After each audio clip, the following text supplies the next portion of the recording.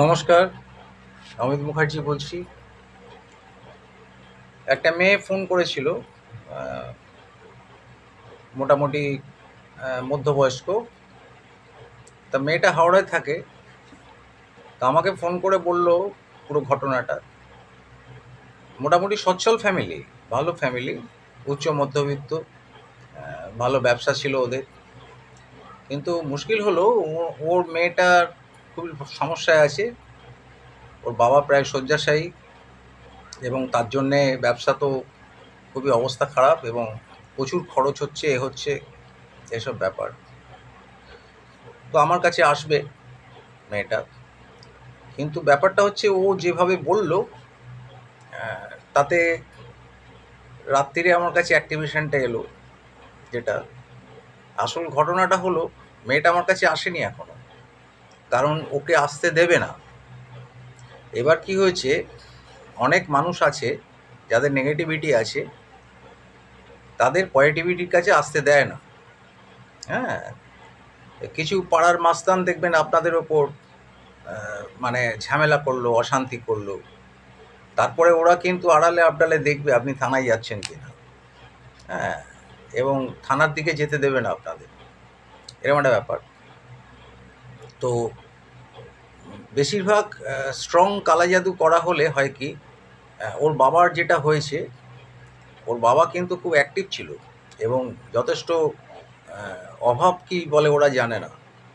কিন্তু ব্যাপার হচ্ছে যে সেকেন্ড ম্যারেজটা করার পরই ওর বাবা বিছানায় শয্যাশায়ী, এবং তারপরে আমার কাছে যে অ্যাক্টিভেশনটা এলো, সেটা হলো ওই সেকেন্ড ম্যারেজ থেকে ওর বাবার দুর্গতিটা স্টার্ট হয়ে গেছে, সেকেন্ড ম্যারেজের পরই আর কি, সানসান। কারণ ওর বাবাকে যে সমস্যাটা করা হয়েছে, সেটা কালা জাদু দিয়ে করা হয়েছে, এবং সেটা করেছে ওদের সেকেন্ড ম্যারেজের ও শ্বশুরবাড়ির লোকেরা। কেন কি, সম্পত্তির ব্যাপার একটা। তো কালা জাদুটা কিন্তু ওর বাবাকে ফেলে দেওয়ার জন্য করেনি। কালা জাদুটা করা হয়েছে এই কারণে, যাতে ওর বাবাকে বশীভূত করে সম্পত্তিটার একটা বিলি ব্যবস্থা করা যায়। এইটা হয়েছিল ব্যাপার। কিন্তু গণ্ডগোলটা হয়েছে কি, যে ঘুরে গেছে ব্যাপারটা। ঘুরে গিয়ে হয়েছে কি, ওই কালা জাদুটা মানে নেগেটিভিটি একদিকে যেতে গিয়ে আরেকদিকে চলে গেছে। এবার ওর বাবা অসুস্থ হয়ে গেছে, ফলে কি হচ্ছে, সম্পত্তি ক্ষয় হচ্ছে বাবার চিকিৎসার জন্যে এবং ব্যবসা না চলার জন্যে, কারণ ওদের দিন যাপন করতে হবে। ফলে এটা উল্টো হয়ে গেছে। এটা হয়। হ্যাঁ, মানুষ একরকমভাবে যায়, আরেক রকম চায়। আপনাদের আগের ভিডিওতে বলেছি না, মানুষ মানে বাবা আর মেয়ে একসঙ্গেই গেছে দুর্গা পুজোর অষ্টমীতে অঞ্জলি দিতে দুর্গা মণ্ডপে গিয়ে। বাবাও বলছে, রূপং দেহি, ধনং দেহি, দ্বিজ রহি, দ্বিজ দহি, এবং পুত্রাং দেহি। তো আনম্যারিড মেয়ে আর বাবা দুজনেই বলছে ওই মন্ত্র, মানে পুত্রাং দেহি। তো এবার মা যদি দিয়ে দেয় সেটা, তাহলে তো মুশকিল হয়ে যাবে। তো এবার ব্যাপারটা আমরা তো চাইতে জানি না। আর কালা জাদু অনেক সময় উল্টো হয়ে যায়, কারণ সেরকম লোক হয়তো সে কালা জাদুটা করতে জানে, কিন্তু সে প্রয়োগটা জানে না। তো বাচ্চারা দেখবেন ওই ছোটোবেলায় ঘুড়িগুলোকে ছিঁড়ে তীর ধনুক বানায়, যেখানে সেখানে তীর মারে, কারণ ওরা তো আর তীরন্দাজ নয়, ওদের ওইটা খেলা। তো এই কালা জাদুতেও তাই, এমন কিছু কালা জাদু আছে যেগুলো সেরকমভাবে প্রয়োগ করতে জানে না তারা। ফলে হয় কি, উল্টো হয়ে যায়। আপনি যেটা চাইলেন সেটা হলো না, উল্টো হয়ে গেল। তো এটা উল্টোটাই হয়েছে, মুশকিলটা এখানে।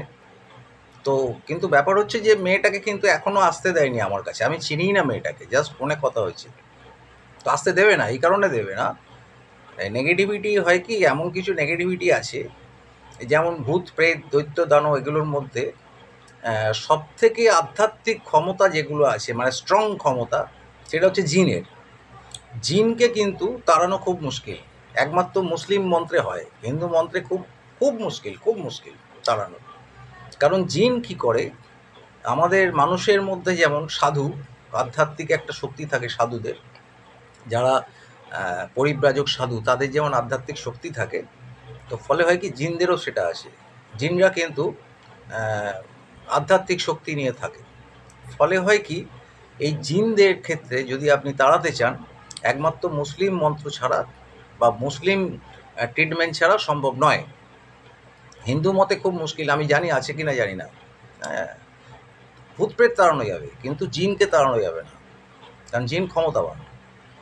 তো এখানে জিনের ব্যাপার নেই, এখানে কালা জাদুর ব্যাপার আছে। কিন্তু কালা জাদুটা করেছে এমনভাবে স্ট্রংলি করেছে, সেই কালা জাদুতে ওর বাবা এখন শয্যাশায়ী এবং ফ্যামিলিটা ম্যাশড হয়ে গেছে প্রায়। তো মেয়েটাকে আসতে দিচ্ছে না, ফোন করেছিল আমার কাছে, আসবেও বললো, আমার ভিডিও দেখেই ফোন করেছিল।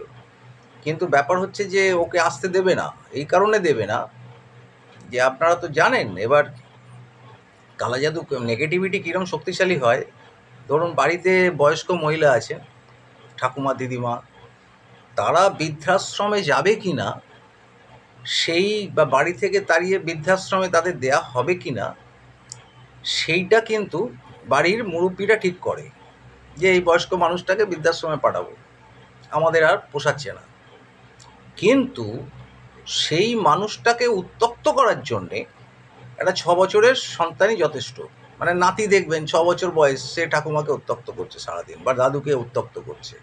আর বুড়ো মানুষরা কিসে খেপে যাবে সেটা কিন্তু 6 বছরের বালক জানে, কিন্তু সে বাড়ি থেকে বের করতে পারবে না, সে উত্ত্যক্ত করতে পারবে। আমার কাজও তাই। আমার কাছে যদি মেয়েটা আসতো, আমি করতাম কি, নেগেটিভিটিটাকে উত্ত্যক্ত করতাম, হ্যাঁ, কিন্তু কাটাতে পারতাম না, বা জিন জিনাত হলে আমি কাটাতে পারতাম না, সেই ক্ষমতা আমার নেই। সেসব ক্ষমতা নিশ্চয়ই অনেকের আছে, কিন্তু আমার সেটা নেই। আমি করতে পারি কি, নেগেটিভিটিকে উত্ত্যক্ত করতে পারি, সেটা নেগেটিভিটিও জানে। হ্যাঁ, তো ফলে হয় কি, সে তখন চাইবে না যে ক্লায়েন্ট আমার কাছে আসুক। হ্যাঁ, এটা ব্যাপার। বাড়ির ঠাকুমা দিদিমাও তাই জানে, বাচ্চাটা দুরন্তপনা করবে, জ্বালাবে।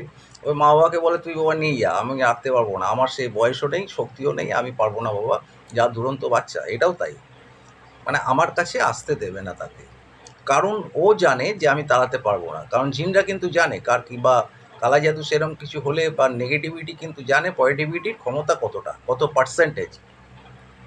কিন্তু সেও জানে যে আমার সেটা ক্ষমতা নেই তাড়াবার, কিন্তু আমি উত্ত্যক্ত করতে পারি, সেই জন্যেই আসতে দেবে না। যাই হোক, আপনাদের জানালাম, মেয়েটা এখনও আসেনি, দেখি আসলে কি হয়, তারপরে তার ব্যবস্থা নেওয়া হবে। তবে মনে হয় আসতে দেবে না, আমি আপনাদের বলে রাখলাম, কারণ অনেককেই আমার কাছে আসতে দেয় না। হ্যাঁ, নেগেটিভিটি। ভালো থাকবেন, শান্তিতে থাকবেন, আর ঈশ্বরকে ধরে রাখুন, কোনো চিন্তা নেই।